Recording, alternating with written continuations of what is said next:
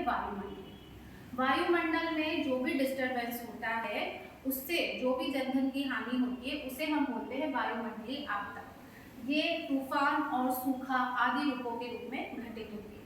Second number है भौमिक। धरती पर जितनी घटनाएं घटित होती हैं जिनसे जनधन का नुकसान होता है, वो हमारे आता है भौमिक आपदा के अंदर। इसमें हम भूकंप देख सकते हैं और ज्वालामुखी, और ये सब चीजें सबने टीवी में देखी होगी और सुना भी होगा। थर्ड है हमारा जलीय आपदा। जलीय आपदा में जल के रूप में बहुत बड़ी आपदा आती है जिससे जनधन की हानि होती है, और सबने इसके बारे में सुना और पढ़ा होगा, बाढ़ और सुनामी। चौथी है हमारी जैविक। जैविक के अंतर्गत बैक्टीरियल और वायरस संक्रमण आता है, और उसका लेटेस्ट उदाहरण जो हमने सबको फेस किया है उसका नाम है कोरोना वायरस, है ना, त्राही त्राही मचा दिया। थर्ड हमारा स्टेप है आपदा प्रबंधन का। देखिए, जब आपदा आती है तो आपदा आने से पहले, आने के बाद और आने के बाद हम क्या चीजें करते हैं, क्या सोचते हैं, क्या करने वाला है, इन सब का जो मिक्स रूप होता है उसकी रणनीति ही क्या कहलाती है, आपदा प्रबंधन कहलाती है। आपदा प्रबंधन की स्टेजेस होती हैं, अवस्थाएं होती हैं। पहली है आपदा से पहले, ठीक है। अब हमें कुछ एरिया मालूम होते हैं जहां पर ये प्राकृतिक घटनाएं बार बार घटित होती हैं।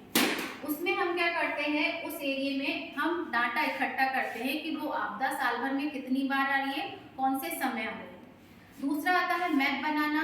उस एरिया का हम मैप बना लेते हैं कि कौन से एरिया में वो आपदा ज्यादा इफेक्ट करती है।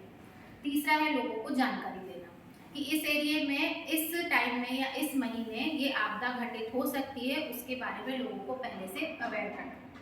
सेकंड जो इसकी अवस्था होती है आपदा के समय, आपदा आ गई है उस समय क्या क्या होता है, आपने देखा होगा। सबसे पहले जो आसपास की जनता होती है वो लोगों को बचाने में लग जाती है।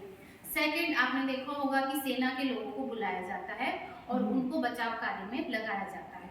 तो युद्ध स्तर पर बचाव राहत का कार्य सेना और आम जनता के द्वारा किया जाता है। आपदा जब घटित हो गई तो तीसरी अवस्था आती है आपदा के बाद। आपदा के बाद, आपदा जब आती है तो सब कुछ तहस नहस करके चली जाती है, सब कुछ टूट जाता है, बिखर जाता है। तो लोगों का तीसरी अवस्था के अंतर्गत पुनर्वास किया जाता है, उन्हें उस टूटे फूटे स्थान से किसी सुरक्षित स्थान पर पुनर्वासित किया जाता है। ये छोटी सी इंफॉर्मेशन की जो चार्ट के जरिए बताई गई है, आई होप आपको ये समझ में आ गया होगा कि आपदा प्रबंधन क्या होता है। धन्यवाद।